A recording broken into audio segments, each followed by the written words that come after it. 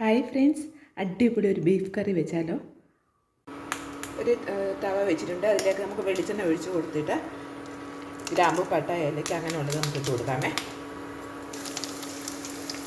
ഇതിലേക്ക് നമ്മൾ തേങ്ങ ഇട്ട് കൊടുത്തിട്ടുണ്ട്. അതൊന്ന് നല്ലോണം മൂത്തെടുക്കുക. തേങ്ങ നല്ലോണം മൂത്ത് വന്നിട്ടുണ്ട്. ഇതിലേക്ക് നമുക്ക് ഇഞ്ചിയും വെളുത്തുള്ളിയുടെ പേസ്റ്റ് കൊടുക്കാം. ഇഞ്ചിയും വെളുത്തുള്ളിയും പേസ്റ്റ് നല്ലോണം മൂത്ത് വന്നിട്ടുണ്ട്. ഇതിലേക്ക് നമുക്ക് കൊച്ചുള്ളി, സവോള, കരിവേപ്പില ഇത്ര ഇട്ട് കൊടുക്കാം. ഇത് ഇട്ട് നല്ലതുപോലെ ഒന്ന് മൂപ്പിച്ചെടുക്കണം. ഇതിലേക്ക് നമുക്ക് ഇച്ചിരി ഉപ്പിട്ട് കൊടുക്കാമേ. ഒന്നുകൂടെ വഴറ്റിയെടുക്കാം. ഉള്ളിയെല്ലാം നല്ലതുപോലെ വഴന്ന് വന്നിട്ടുണ്ട്. ഇതിലേക്ക് നമുക്ക് മസാല കൂടി ഇട്ട് കൊടുക്കാമേ. 1 ടേബിൾ സ്പൂണ് എരിവുള്ള മുളക് പൊടി, 1 ടേബിൾ സ്പൂൺ എരിവില്ലാത്ത മുളക് പൊടി,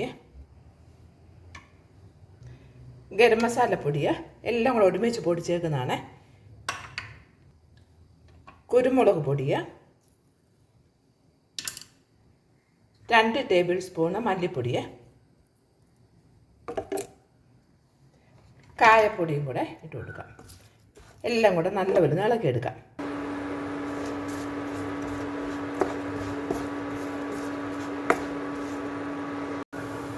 മസാല എല്ലാം മൂത്ത് വന്നിട്ടുണ്ട്. ഇതിലേക്ക് നമുക്ക് ബീഫ് ഇട്ട് കൊടുക്കാമേ.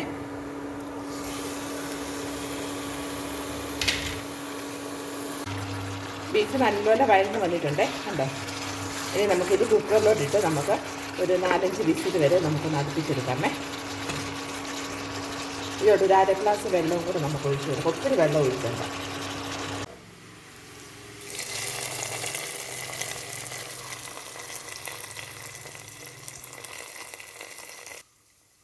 അങ്ങനെ അടിപൊളി ബീഫ് കറി റെഡി ആയിട്ടുണ്ട്.